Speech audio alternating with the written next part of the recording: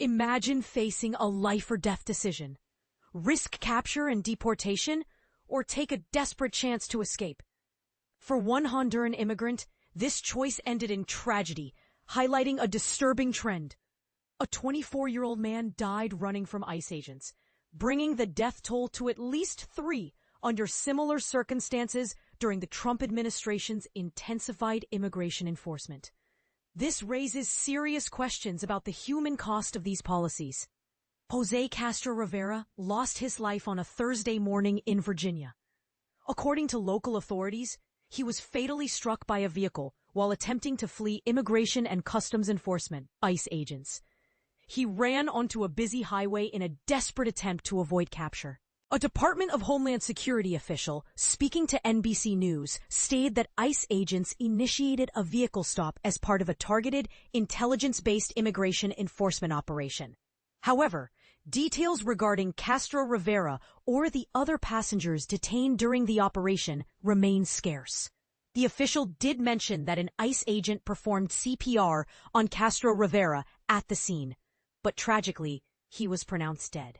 And this is the part most people miss. While the agent's action might be seen as an attempt to save a life, it doesn't negate the circumstances that led to the life-threatening situation in the first place. The incident occurred on Interstate 264 eastbound at the Military Highway Interchange in Norfolk, Virginia. Virginia State Police clarified that they were not involved in the pursuit, and the fatal crash is currently under investigation. Unfortunately, this is not an isolated incident. It represents at least the 3rd known death involving immigrants attempting to evade immigration raids conducted by federal agents, often masked and armed, across the country.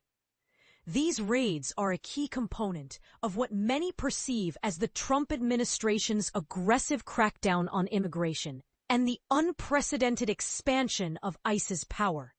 But here's where it gets controversial. Some argue that these actions are simply enforcing existing laws, while others believe they represent a cruel and inhumane approach to immigration policy. In August, Roberto Carlos Montoya Valdez, a 52-year-old Guatemalan man, died on a freeway after fleeing an ICE raid at a Home Depot in Monrovia, California. Home Depot, a common gathering place for employers seeking day laborers, both documented and undocumented in fields like roofing, painting, and construction, has been a frequent target of ICE operations under the Trump administration. This raises ethical questions about targeting locations known to employ vulnerable populations.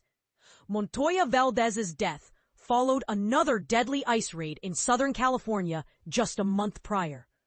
Jaime Alanis Garcia, a 56-year-old Mexican farm worker, died after falling approximately 30 feet from a greenhouse while fleeing federal agents at Glass House Farms, a state-licensed cannabis facility in Camarillo, California. Alanis Garcia, who had lived and worked in the U.S. for around 3 decades to support his family in Michoacan, Mexico, climbed onto the roof in a desperate attempt to escape the masked ICE agents and National Guard soldiers during the July raid. Over 300 people were detained in that single operation. He suffered severe injuries and was ultimately taken off life support after 2 days. During his time in office, Trump and his advisors repeatedly asserted that the increased resources and authority granted to ICE were intended to remove illegal criminals from American streets. However, official government data paints a different picture. Data indicates that immigrants with no criminal record now constitute the largest group in U.S. immigration detention.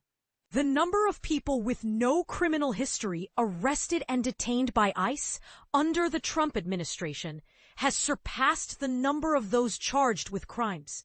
This raises the question, is the focus truly on dangerous criminals? Or has the scope of immigration enforcement broadened significantly? A recent NPR investigation revealed that at least 20 people have died in ICE custody this year alone, making it the deadliest year since 2004. These incidents raise profound ethical and legal questions. Are current immigration enforcement strategies truly effective? Or are they causing unnecessary suffering and loss of life?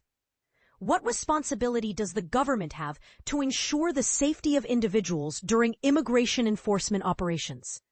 Do you believe the focus of ICE enforcement is aligned with its stated goals?